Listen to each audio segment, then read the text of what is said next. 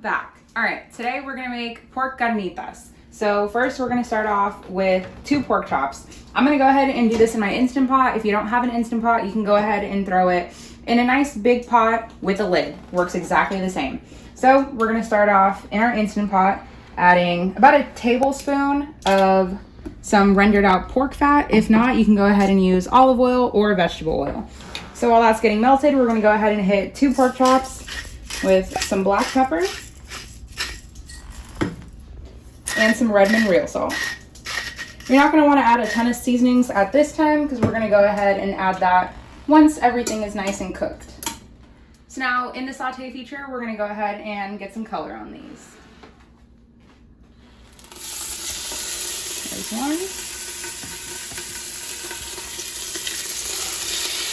And there's 2. We're gonna go ahead and get them brown about 5 minutes on each side. Don't worry if they're not cooked all the way through, and if they are, that's completely fine because they're gonna go ahead and cook again.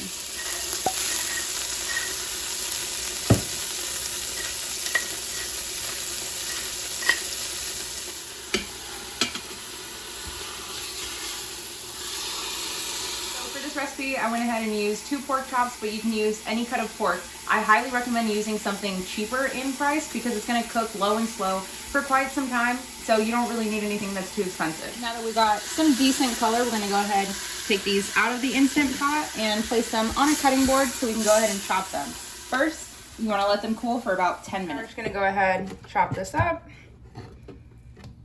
Just in small bite-sized pieces. Remember, it's gonna cook and shred in the Instant Pot.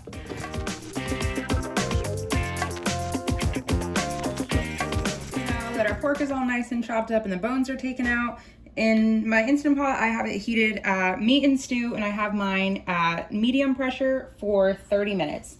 So we're gonna go ahead, add this back in. And always with the Instant Pot, you want there to be some type of liquid.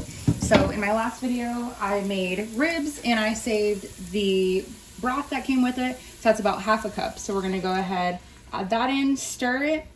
If you feel that you need more liquid, you can go ahead and add about a ½ to a third of a cup of just some chicken broth, or just mine's looking a little low. I'm gonna go ahead and add ½ of a cup of some chicken broth. And of course, the juice will come out of the pork as it continues to cook. So you don't wanna have too much.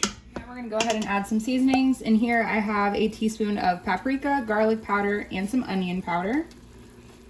I like it spicy, so I'm gonna go ahead and add ½ a teaspoon of Sazon caliente. I'm gonna add some dried cilantro. If you have fresh, you can go ahead and add that as well. And I have some Mexican oregano, about a teaspoon of that as well. Now just mix this together, put the lid on, cook it for 30 minutes. Now we're gonna go ahead, release the pressure.